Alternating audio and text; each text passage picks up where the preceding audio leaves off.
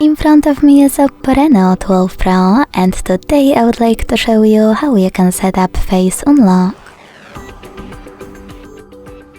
Begin by launching Settings and scrolling down to access Security and Privacy.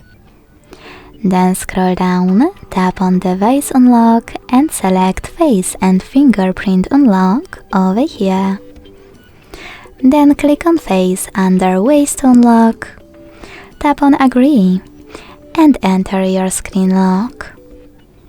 Finally, select Next and then remember to keep your face in frame, follow all of the instructions from the screen and wait for the process to be complete.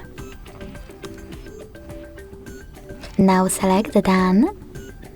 Manage all of those options and when you finished, go back. So when I switch off my screen and turn it back on,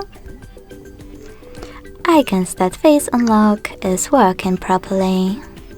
Thanks so much for watching. If you enjoyed this video, leave a like, comment and subscribe. Bye!